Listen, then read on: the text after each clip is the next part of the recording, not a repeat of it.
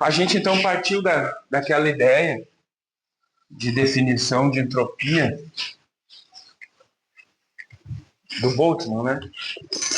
Então, a gente partiu disso, né? Que a entropia era proporcional ao logaritmo da multiplicidade dos estados, e daí a gente viu que, de acordo com da maneira como dois sistemas interagiam, né, eles acabavam rumando para um estado de equilíbrio, e que esse equilíbrio significava que essa variação da entropia com a energia de um sistema era igual à variação da entropia com a energia do outro sistema, né? E daí a gente, olha, como o equilíbrio térmico para nós significava isso, né? Então a gente associou isso com o inverso da temperatura, né? Então, né?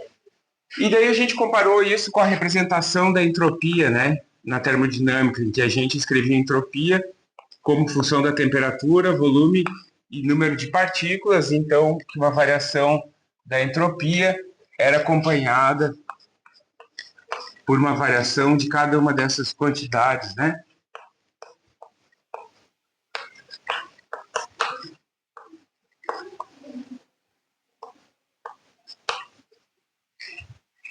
E então, de acordo com o desenvolvimento que a gente fez na aula, a gente via que isso era 1 sobre T, isso era P sobre T, isso era μ sobre T. De modo que, no final das contas, multiplicando todo mundo aqui por T, a gente acabava ficando com a primeira lei da termodinâmica. Então, que esse desenvolvimento, essas ideias pareciam ser coerentes com o que a gente vinha obtendo lá na termodinâmica, né? Depois a gente começou a falar do sólido de Einstein,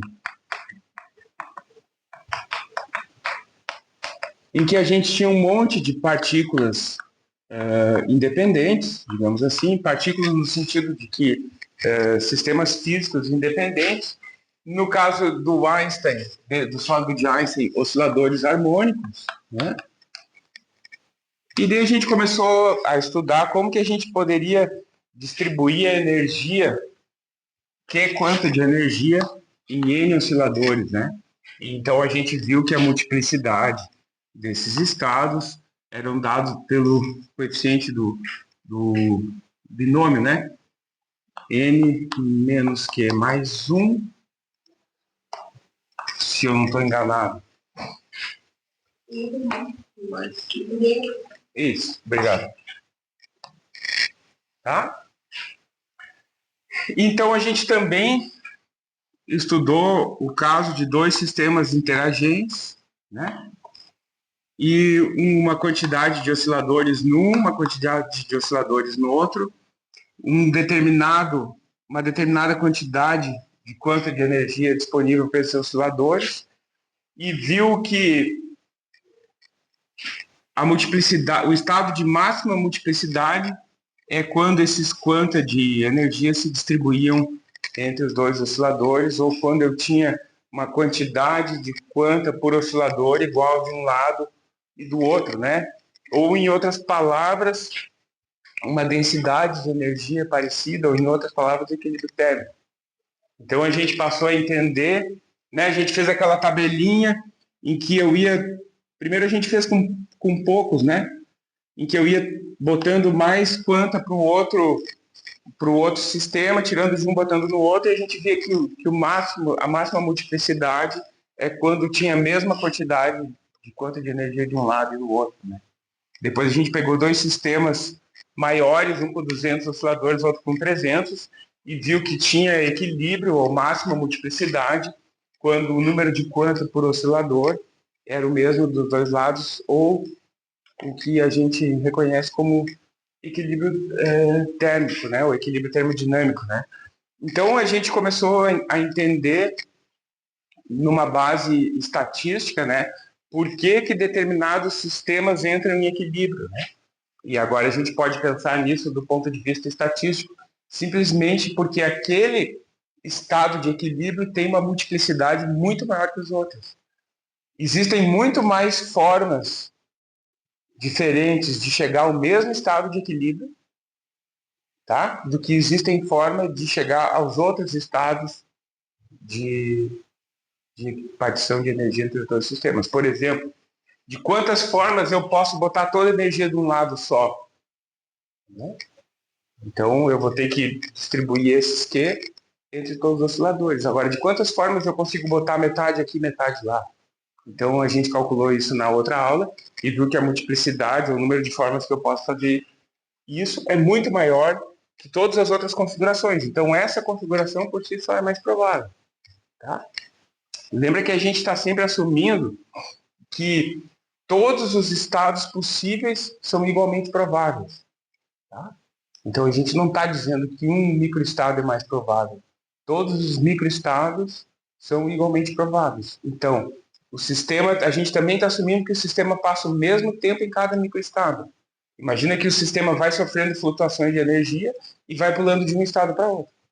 Então, ele tem a mesma probabilidade de ir para qualquer microestado, ele passa o mesmo tempo em cada um. Então, os estados que são muito maiores, os microestados, que correspondem ao mesmo macroestado, a quantidade de microestados que correspondem ao mesmo macroestado é que vão determinar, no final das contas, quão provável aquele macroestado é. Tá? Então, os microestados têm todos a mesma probabilidade. Tá? Mas se tu tem um número muito grande de microestados que correspondem ao mesmo macroestado, então isso vai fazer com que um macroestado seja mais provável. Tá? Essa é a maneira de interpretar. Então, o que a gente vai fazer agora é pegar o mesmo sólido de Einstein e fazer uma aproximação para um número muito grande de partículas. Né? A gente estava ali primeiro com 4, depois com 200, 300, e agora a gente vai tratar um sistema que tem um número muito grande de partículas. Né? Então, a gente vai, primeiro de tudo, falar da aproximação de Stirling, né? Que é uma aproximação muito útil. Eu não vou deduzir ela.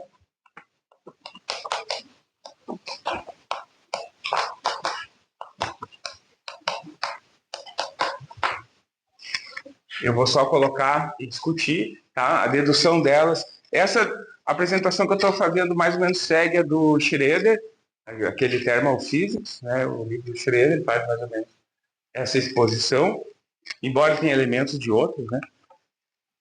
Então, a aproximação de Stirling serve basicamente para logaritmo do fatorial ou para o fatorial.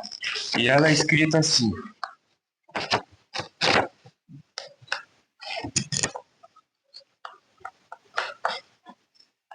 Para fatorial, tá? Mas o que vai aparecer mais para a gente é o logaritmo do fatorial. Então, a aproximação do logaritmo do fatorial de um número, n log de n, log ln, né? Vou botar ln para distinguir, menos. E o que a gente considera quando se fala, né? Números pequenos, dezenas, centenas, milhares, tá? Números grandes, mol, né? E números muito grandes.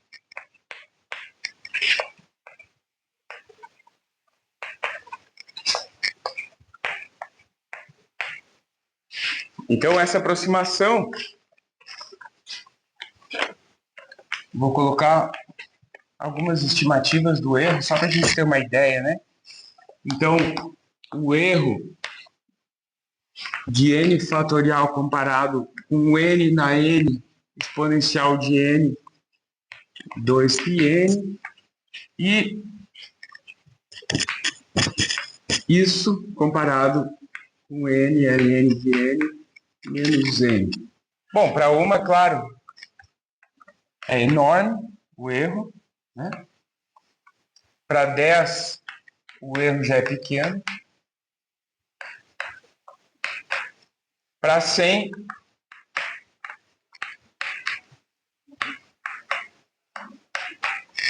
tá? Então, quando a gente está falando aí de milhares de elementos, a gente já pode usar essa aproximação tranquilamente, né? Sem nenhuma ressalva, claro, né? Tá? E além da principal objetivo da aproximação é porque essas expressões aqui são muito mais tratáveis que essas, né?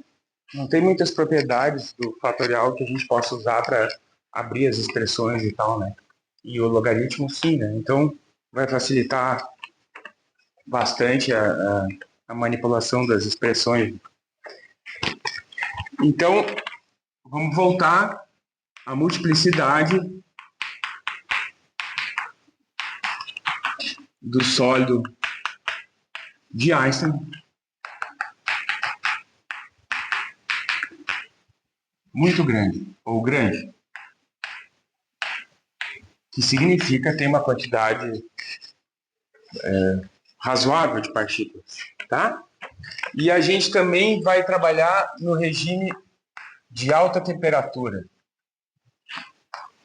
Vou botar aqui entre aspas, né?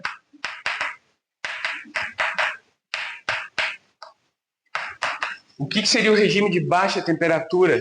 Tem poucos quanta de energia disponível para os osciladores. Então, em geral, muitos deles vão estar no estado fundamental. Tá? E o que é regime de alta temperatura? Tem muito mais pacotes de energia do que osciladores. Então, muitos osciladores vão estar em estados excitados de energia. Quer dizer, vão estar o que corresponde à alta temperatura. Tá? E daí a gente tinha a multiplicidade, né?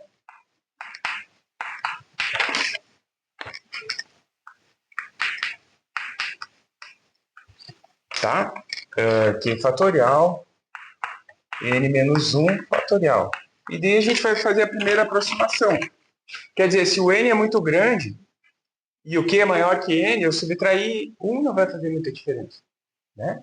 Então eu já posso escrever assim, né? Aqui q fatorial, n fatorial. Tá? Então, o ln disso,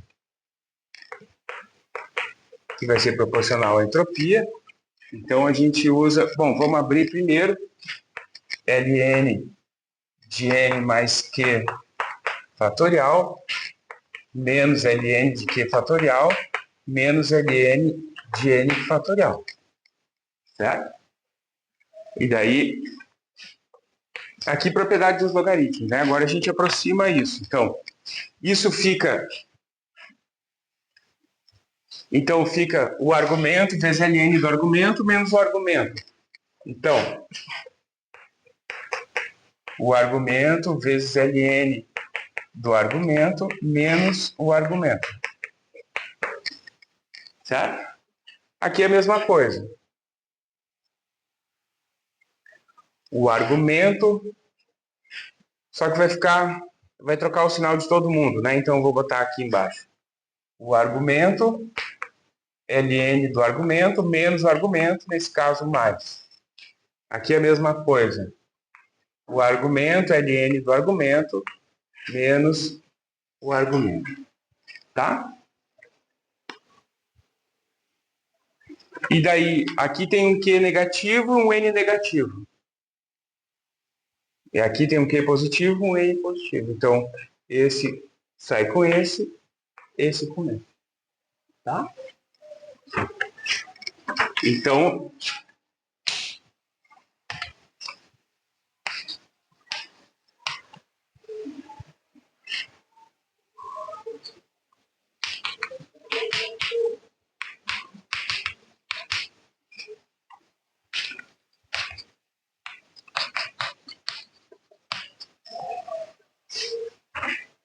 tá? E ln de n mais q, eu consigo escrever com ln de 1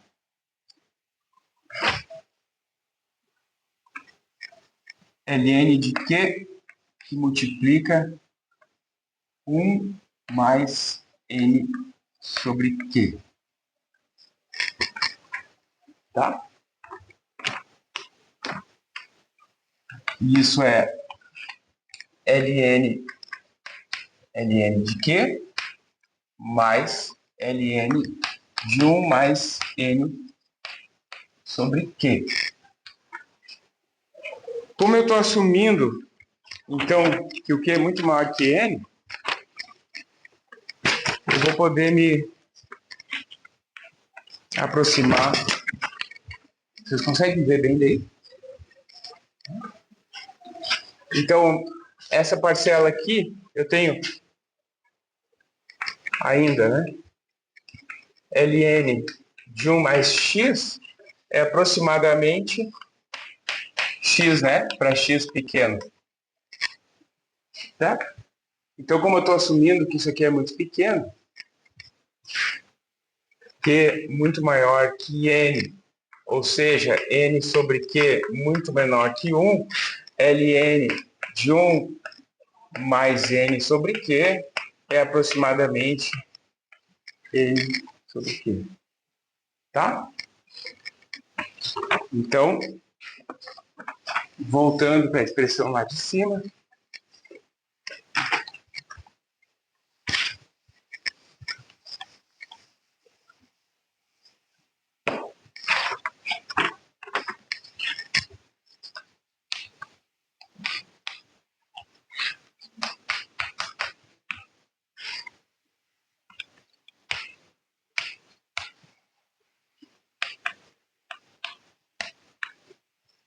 né? Então, eu substituir lá o ln de 1 mais N sobre Q por N sobre Q. Tá? Mais menos Q ln de Q menos N ln de N.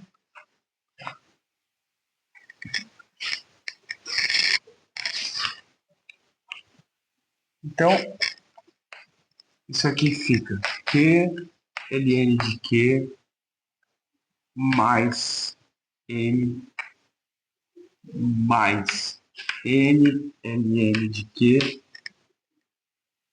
mais N2 sobre Q,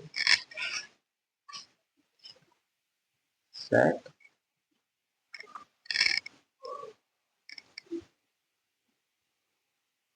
Mais N menos Q ln de Q menos N ln de N. Então, esse corta com esse, certo?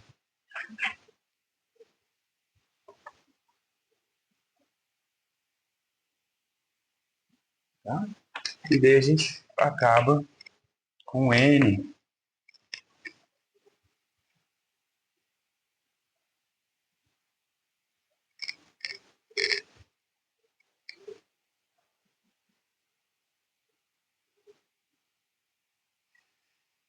N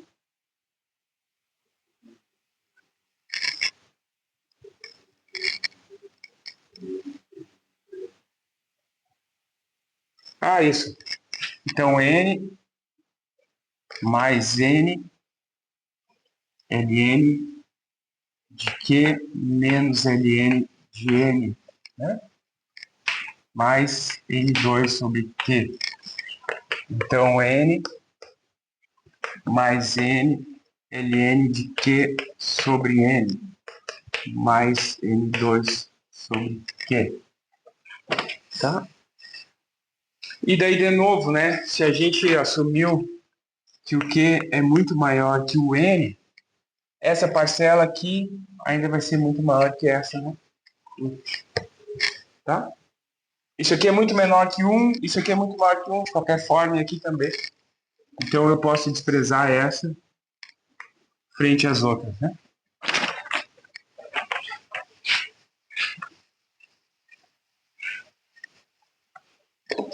Então, a gente fica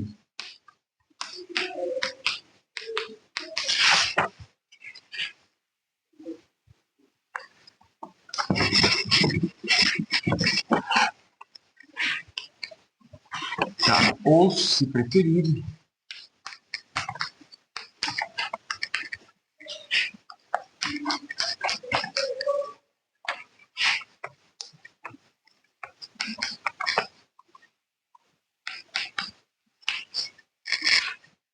tá?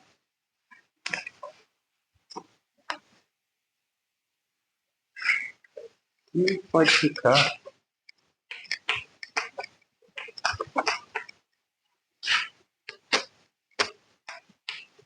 aproximadamente, né? Então,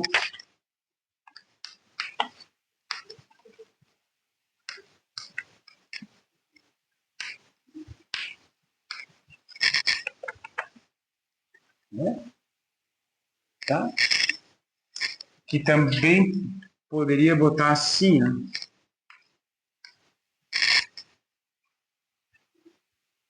Tá?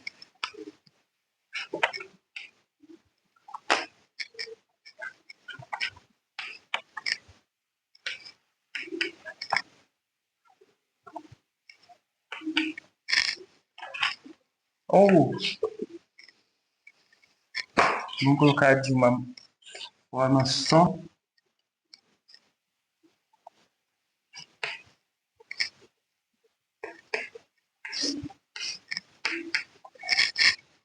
Tá, isso é constante de Euler, né? Bué, né? Não tem nada a ver com a carga. Tá, a gente nem falou disso, né? Mas é que a gente tá acostumado a ver isso representando carga de elétron. Tá? Contanto que Q seja muito maior que E.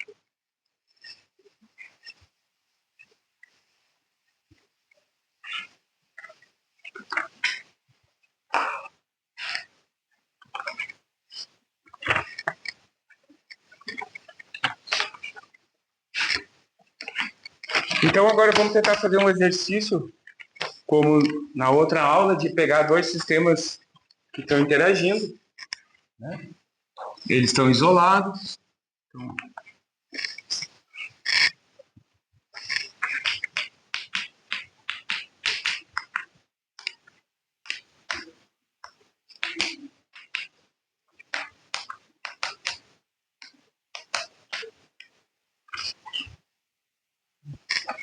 Então,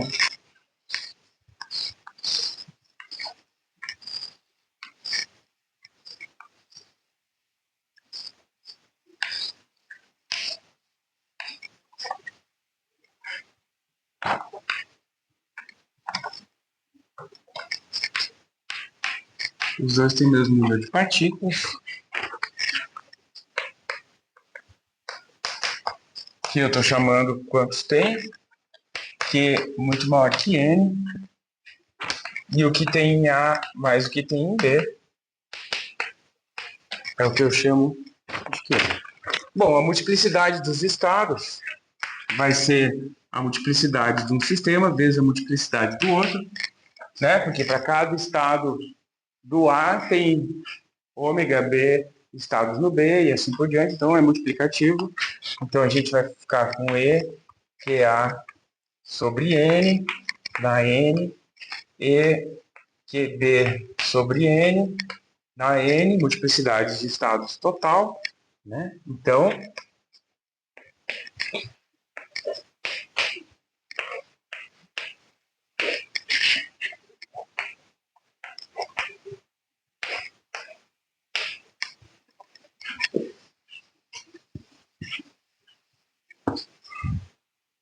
tá?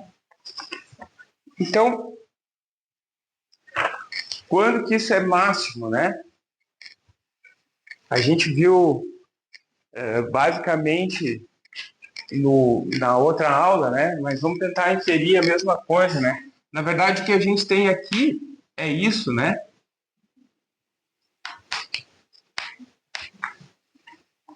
Certo? Porque o B é o total menos o A, né? Então, na verdade, o que a gente tem ali é QAQ menos QA ao quadrado, né? E quando que isso é máximo?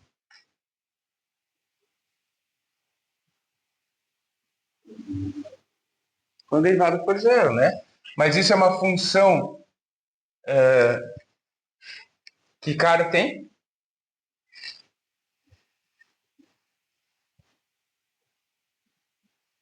Em termos de QA?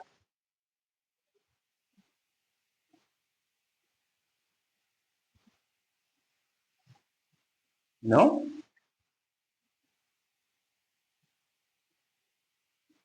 É uma parábola, né? Isso é uma constante. Tá? Isso é uma constante. Então é uma parábola. Tá? Virada para baixo, né? Tá? Então, tá? Então, da mesma forma que a gente fez na outra vez, né? Na medida que eu vou crescendo o QA, o QB vai diminuindo. Quanto que isso aqui vai ser máximo? Quando os dois forem a metade do Q, né? Então, o máximo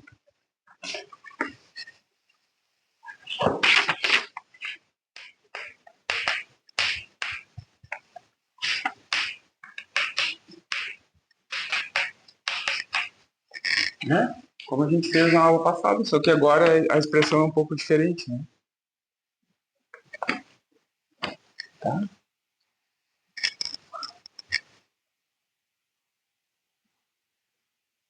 Então,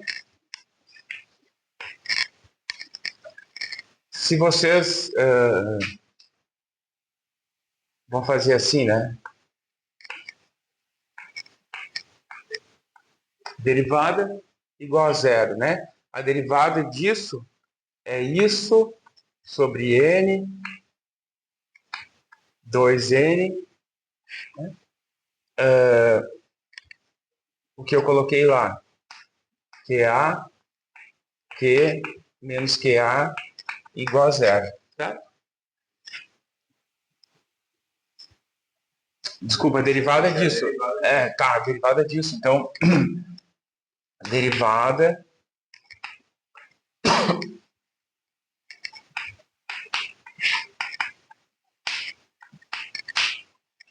igual a zero. Tá? Então, na prática, essa constante aqui da frente não interessa, né?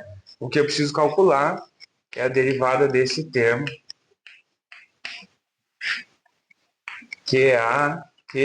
vou chamar de Q0 só para ficar claro que é uma constante, né? Menos QA ao quadrado. Tem que ser zero. Derivada disso. Q0 menos 2QA igual a zero. Ou seja, QA Q0 sobre 2. Tá? Tá bem?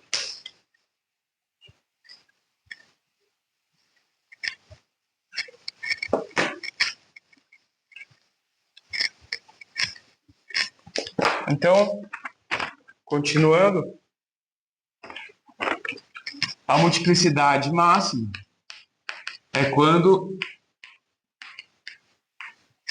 cada um tem essa quantidade, e daí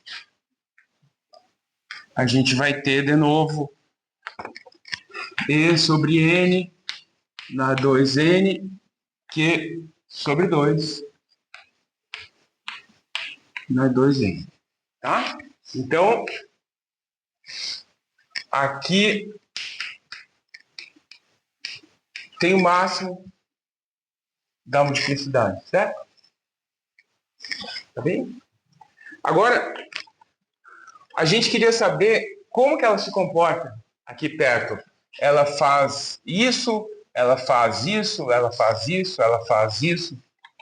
Então, vamos pensar em pequenos deslocamentos aqui na volta do ponto máximo, tá? Então, eu escrevo assim, ó.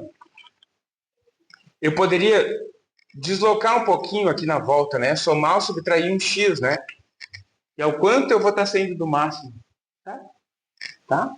Então, eu posso dizer assim, olha, a minha variável QA poderia ser o Q2 menos x E naturalmente a minha QB vai ser o Q0 sobre 2 mais x. Então, digamos que um veio um pouquinho para cá. Se eu estou olhando para esse ponto x, essa aqui perdeu o x, esses x foram para cá. Tá? Então, eu estou mexendo o x, eu vou para lá e para cá aqui perto. Tá? Tá bem?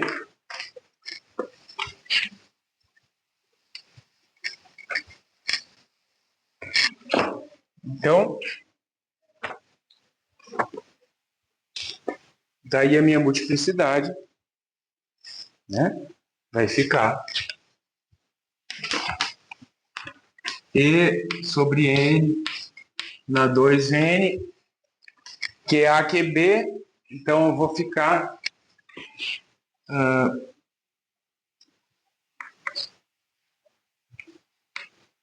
Q0 sobre 2 menos x, Q0 sobre 2 mais x, tudo isso na 2N, ou, desculpa, quando é que A que B na N.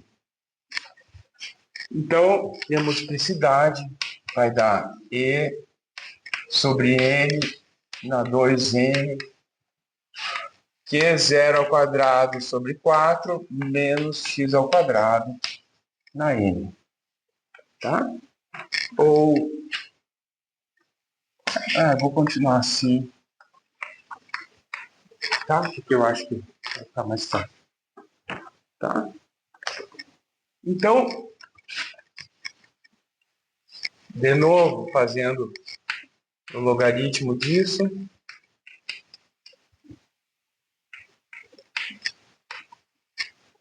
né?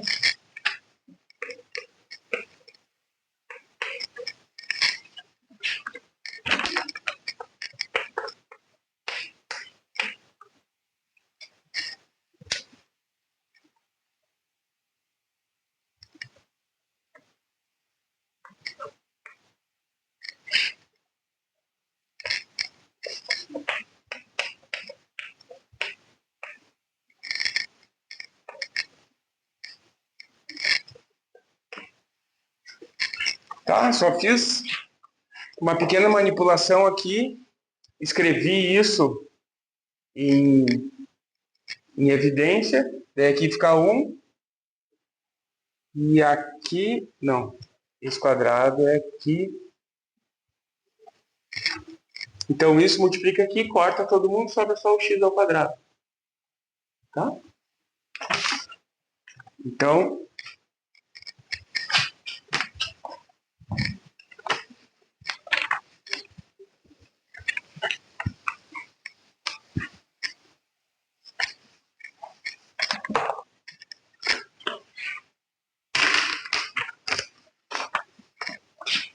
ln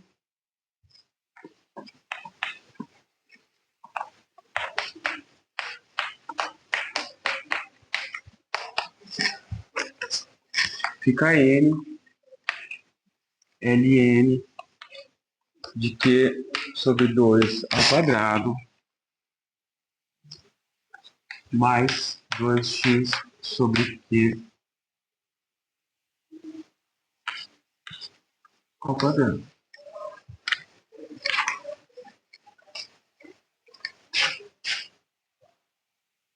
Ln disso mais ln disso, né?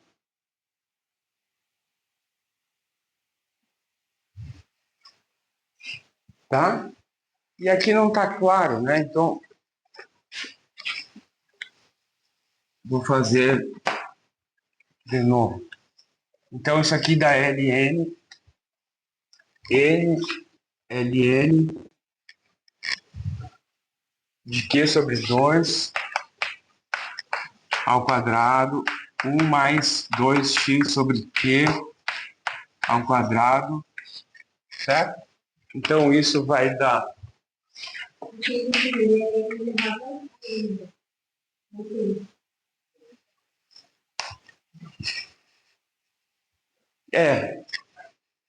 porque vem daqui, né?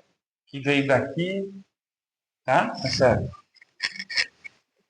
Então, isso vai dar n ln de Q sobre 2 ao quadrado mais ln de 1 mais 2x sobre Q ao quadrado, tá?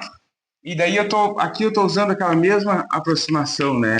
1 mais z é aproximadamente z para z muito menor que 1. Então, como o x é muito menor que q, eu estou só pegando pequenos desvios ali em torno do x, isso é muito menor que 1, ainda ao quadrado. Então, eu posso substituir tudo isso aqui por 2x sobre q ao quadrado. E por isso que isso fica n ln de q sobre 2 mais 2x sobre q ao quadrado. Tá?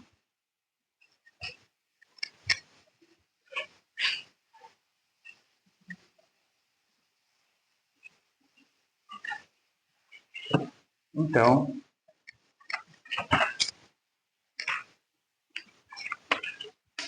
no final das contas, a multiplicidade.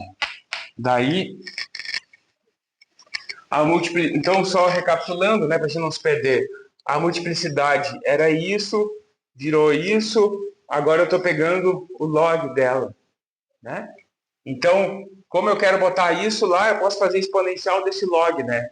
Exponencial desse log é igual ao exponencial disso aqui, né? Certo? Tá? Então, isso vai ficar E sobre N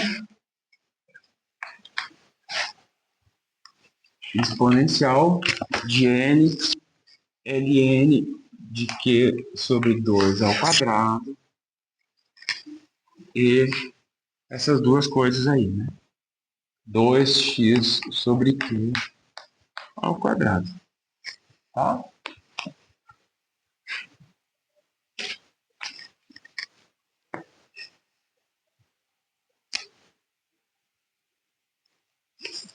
Então,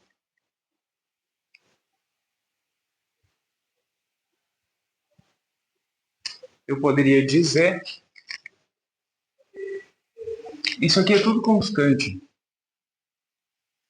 né? Constante, constante, constante, constante, constante. Então, eu poderia dizer que isso aqui é uma multiplicidade máxima. Por quê? Porque esse fator aqui está me dizendo quanto a multiplicidade máxima. Olha só. Aqui, isso aqui é x0. Certo? x0. Em x0, eu estou aqui, ó. Certo? Esse fator aqui é 1. Então, em x0, a multiplicidade é isso. Tá? Então, aquilo é multiplicidade máxima. Então, eu poderia dizer que a minha multiplicidade é uma multiplicidade máxima vezes essa exponencial de 2n x2 sobre q quadrado. Tá? Ou ainda, vamos escrever isso assim. E tá x, só que faltou aqui, ó. Eu esqueci esse menos, tá? Aqui é menos, porque é menos demais, então fica menos, fica menos, fica menos. Quando eu passei para cá, ele ficou menos, mas aqui deveria ser menos, aqui menos, aqui menos, aqui menos, aqui menos, tá? Aqui deveria, dessa forma, deveria ser 4, mas eu ainda vou preferir escrever assim, ó.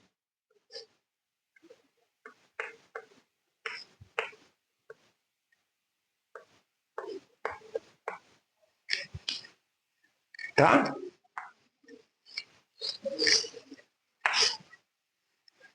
Que cara tem isso?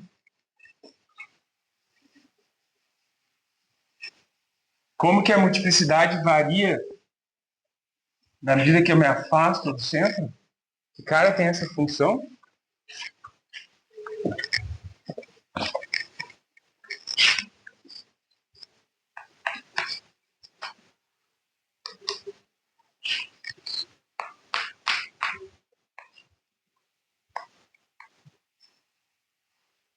O que é isso?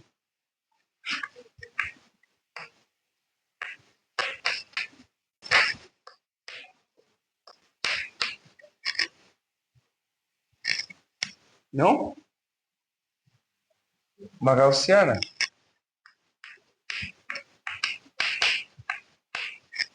Então, todos os caminhos levam a gaussiana, né?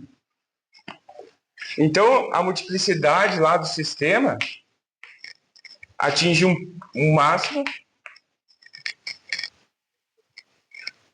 quando Q é 2. Esse máximo vale isso e decresce de maneira gaussiana na medida que eu me afasto do centro. Qual é a largura da gaussiana? Que é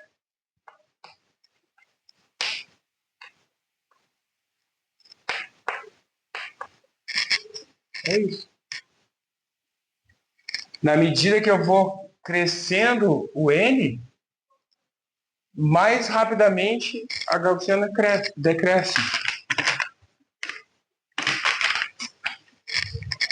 Se eu pego um N maior, a gaussiana faz isso. Ou seja, é mais improvável, cada vez fica mais improvável que eu saia daqui, desse estado em que tem metade dos quantos num sistema e metade no outro. Porque assim que eu sair daquele estado, a multiplicidade cai muito rápido. Então vai ser menos provável que eu achar o sistema naquele estado. Se o N fosse pequeno, tá? A gaussiana seria isso. Então o sistema poderia flutuar razoavelmente para um lado e para outro.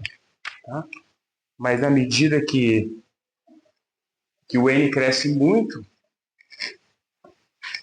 é muito improvável que eu ache a gaussiana em outro lugar. Tá? Então,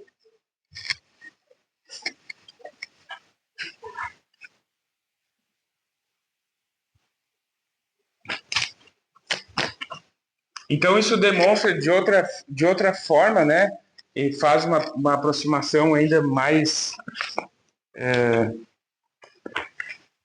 próxima do que seria um sistema grande e de que maneira a multiplicidade varia, né? Porque antes a gente tinha uma coisa discreta, agora a gente transformou isso numa coisa contínua, né? Embora a gente não chegou a discutir isso, né? Porque os quanta em geral são discretos na maneira que a gente estava falando, mas a gente pensou que o número deles é tão grande que a gente pode aproximar quase como uma coisa contínua, e daí pensou em deslocamentos dele com relação à distribuição que tem a máxima multiplicidade. E daí a estratégia foi tentar abordar como que essa multiplicidade decresce na medida que eu vou jogando mais energia para um sistema e para o outro. Tá? Então, depois que a gente fez toda a álgebra, né, vamos tentar discutir um pouco o significado disso, né? Senão a gente fica meio perdido, né? Que elemento que tem de novo aqui, né? A gente tem dois sistemas, tá? Eles têm o mesmo número de osciladores. E a gente tem uma quantidade total de pacotes de energia que a gente pode distribuir entre eles. A primeira coisa que a gente viu, escrevendo a multiplicidade total como sendo o múltiplo das multiplicidades individuais, né? A gente viu que o máximo acontecia em termos da distribuição de Q quando cada um deles tinha metade. Tá, até aí tudo bem. Mas quão sensível é a minha multiplicidade quando eu começo a tirar energia de um e jogar para o outro. Então, como a gente tratou o problema? A gente pegou a expressão que a gente tinha para multiplicidade, tá? E para fazer um tratamento para tentar expandir essa expressão, a gente pegou o valor central, que é o máximo, que a gente sabia que é o máximo, e fez pequenos deslocamentos. Então, se eu desloco para cá, né, de x, se isso aqui é meu eixo QA, então se eu tiro um pouco de QA, né, tá, se eu boto um pouco em QA, a partir do equilíbrio, então, inevitavelmente, eu tirei a mesma quantidade de QB, tá? E daí a gente escreveu essa multiplicidade em termos desse x. E daí tentou expandir isso para ficar uma expressão em termos desse x. E a expressão que a gente acabou obtendo é essa, que ela está me dizendo o seguinte, olha, a multiplicidade vai cair quadraticamente com a distância do máximo. Tá, faz todo sentido, mas como ela cai? Quem determina a velocidade com que ela cai? Ou a derivada? A dispersão. Tá? Então eu poderia, inclusive, derivar ela e ver a derivada ia dar proporcional a isso, né? A derivada dela nas asas. Mas o que está me dizendo, o que, que a dispersão da gaussiana diz? Essa largura, a altura 1 sobre E, né? Tá? Isso aqui é essa quantidade. Ah, faltam dois aqui. Tá? Porque o que aparece embaixo, então, deveria estar assim, ó. Não muda muita coisa, tá? Então, 2, isso... Tá, vou botar assim, ó, não faz, tá? Só porque a gaussiana é definida assim, justamente para que a largura dela dê o sigma, tá? Mas então o que está me dizendo é isso, né? De novo aparece 1 sobre a raiz de n, que já apareceu em outras vezes, né? Mas então, se eu vou aumentando o número de osciladores, fica cada vez mais improvável que o meu sistema saia do Q sobre 2. Tá? Se eu vou aumentando também a quantidade de energia disponível, mesma coisa. Tá? Então, cada vez, desculpa, mesma coisa, vai ficando mais largo.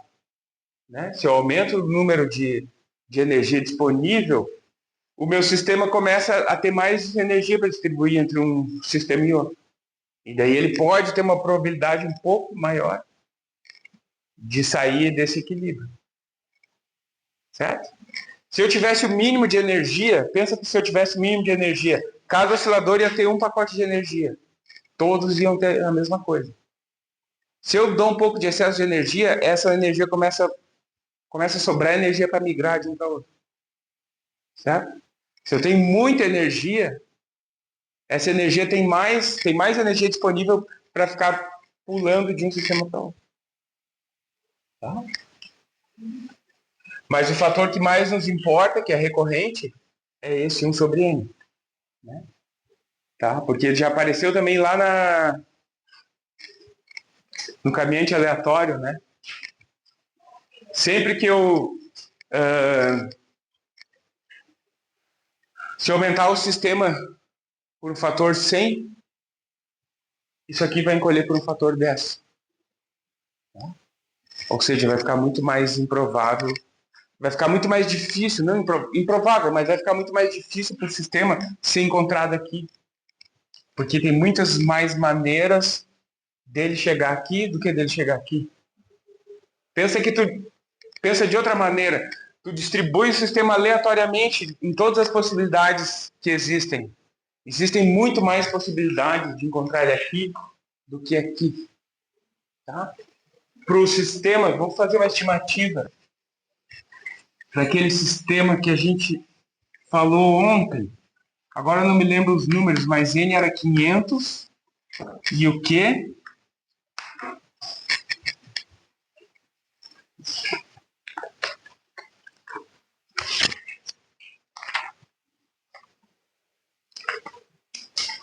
N era 500, que era 100.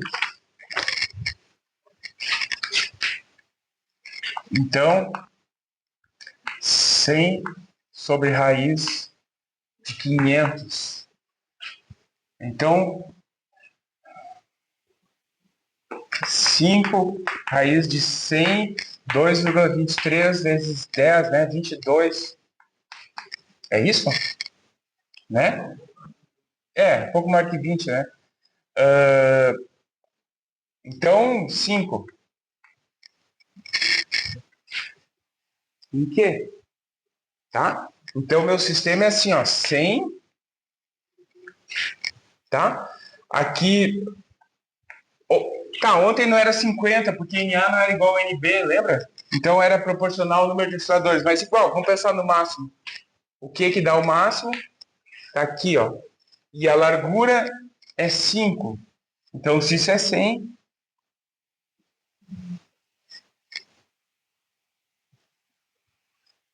isso não é um sistema grande.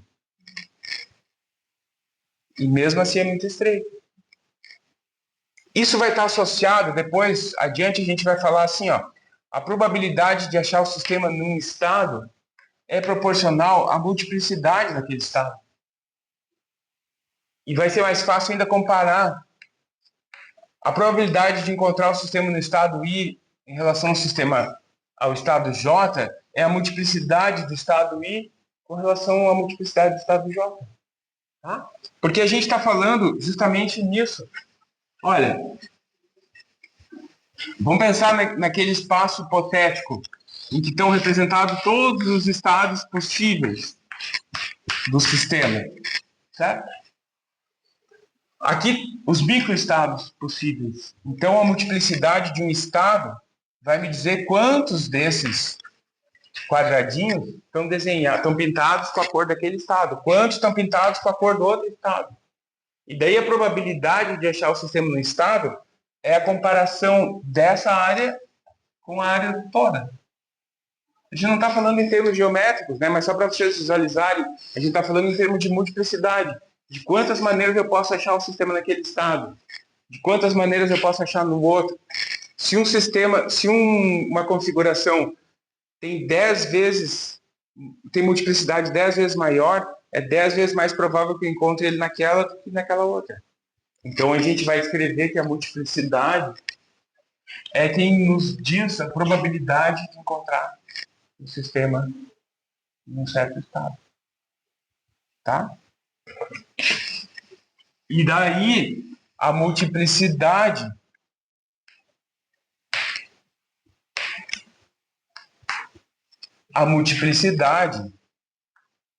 é S sobre K, certo? E S sobre K em determinadas condições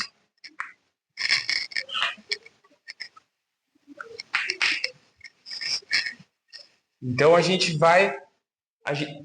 ainda vai explorar isso, tá? Mas vai aparecer uma coisa assim, ó. A energia sobre a energia térmica, a energia do estado em comparação com a energia térmica. Isso é o fator de Boltzmann, que é quem diz como os estados vão ser populados. Tá? Isso é uma aula posterior ainda. Mas só para vocês irem entendendo, se acostumando. Quem vai me dizer a probabilidade de um estado ser encontrado é uma exponencial da energia do estado. Os estados se distribuem de maneira exponencial com a energia. Esse é o fator de Boltzmann, a distribuição de Boltzmann. Vai me falar quão provável é um determinado estado. E daí a gente toma uma rota improvável, digamos assim, né? Como isso é uma probabilidade, eu deveria, como eu vou escrever uma probabilidade em termos disso, eu tenho que normalizar ela. Então, como é que eu normalizo? Somo todas. Tá? E daí a gente se dá conta que a gente consegue escrever um monte de coisa em termos dessa normalização, que é chamada a função de partição. Tá? E daí a gente migra para outra descrição baseada só nisso, que no final das contas a função de partição te diz como que a energia ou como que a probabilidade está distribuída entre os estados. Então, se tu sabe como que a energia ou a probabilidade, né, está distribuída entre os estados, se tu quer ter uma média desses estados, de alguma quantidade física, tu simplesmente tem que fazer uma soma ponderada desses estados, que é justamente a função de partição.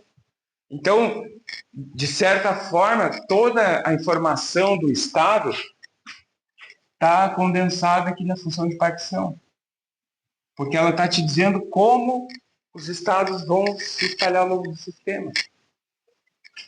Tá? Certo? Vai fazer sentido ao longo do tempo, né? Não é automático.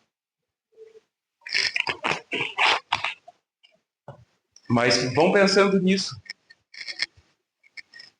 Se eu quero saber, se a gente quer saber essas ideias, assim, uma ideia mais fácil da gente fazer uma analogia é com as ideias lá da mecânica, né? Com o centro de massa, por exemplo. Como que eu acho a coordenada do centro de massa? Eu faço uma média das coordenadas de todo mundo pesada pela massa de cada partícula, né? Então eu faço uma média ponderada de todo mundo, né? É uma ideia parecida. Eu sei como que as coisas estão distribuídas no sistema em termos de energia. Então, se eu precisar extrair alguma coisa do sistema, eu posso usar aquilo ali para fazer uma média ponderada dessa quantidade no sistema. Então, em princípio, eu poderia tirar toda a informação que eu quero só dessa função de partição. E esse daí vai nos levar no caminho da teoria de ensemble e a maneira como o Gibbs trata as coisas, que é muito distinta da maneira de tratar do Boltzmann, né? O que a gente está fazendo aqui é a abordagem do Boltzmann, que é muito interessante, mas vocês veem que a coisa já está travando, né? Já fica muito difícil, já tem que fazer um monte de aproximação, já tem que contar os estados, não é muito simples de fazer isso. Então, existe uma abordagem alternativa que leva a mesma coisa, mas que formalmente é mais simples. Conceitualmente também é mais simples, embora seja mais abstrato. Eu escrevo uma função de partição, penso num conjunto de ensembles. Formalmente é mais abstrato, mas analiticamente parece ser mais simples, leva a resultados mais diretos. Mesmo aqui o sólido do Einstein a gente vai fazer de novo com a abordagem do Gibbs, é muito mais simples. Equipartição de energia, distribuição de Maxwell-Boltzmann, é tudo muito simples.